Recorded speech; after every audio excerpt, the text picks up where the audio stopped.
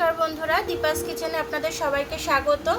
আজকে আমি এই কালো কচুর পাতাগুলো আমাদের বাড়ির সামনে হয়েছে, আমি তুলে নিয়ে এসেছি। এই পাতাগুলো আমি আজকে ভাজা করব।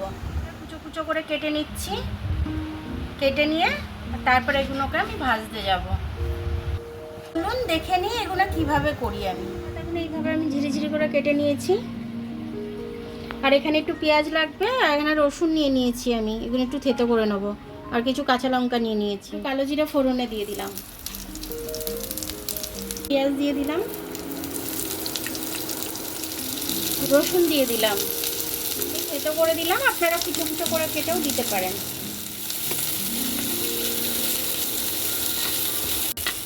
এবার এটাকে আমি একটু লাল লাল করে ভেজে নেব, খুব লাল না, মিডিয়াম। এবার কচু শাকগুলো দিয়ে দিলাম।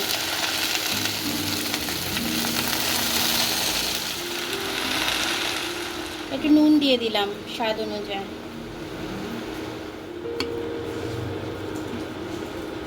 এটা কমে কিন্তু একটুখানি হয়ে যাবে, তার জন্য আমি আর কড়াই ইউজ করলাম না, ফ্রাই প্যানেই করে ফেললাম। আমি এবার চাপা দিয়ে এটা হতে দেব।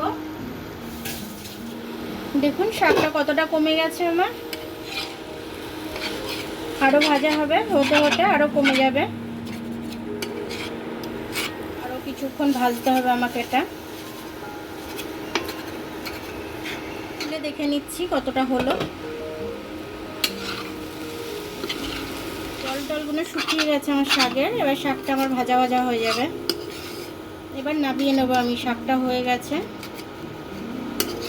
একটু লেবুর রস দিয়ে দিচ্ছি আমি। সকালের কচু যদি গলা চলকায় তার জন্য একটু দিয়ে দিচ্ছি। আর টক টক একটু খেতেও ভালো লাগবে, তার জন্য আরও দেওয়া। যদি মনে হয় কচু শাকটা আমি যেরকমভাবে করলাম ডাইরেক্ট, ওরকমভাবে করলে যদি গলা চলকায়, তাহলে আপনারা একটু ভাবিয়ে জল ফেলে দেবেন, দিয়ে তারপর ভেজে নেবেন।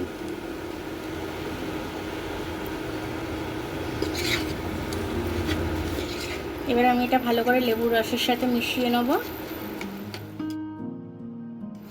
এবার আমি নামিয়ে নেবো। এটাকে মেশানো হয়ে গেছে। একটু নুন কম হয়েছিল, নুনও দিয়ে দিয়েছি। দেখুন আমার কচু শাক রান্নাটা খুব তাড়াতাড়ি হয়ে গেল, ভাজাটা।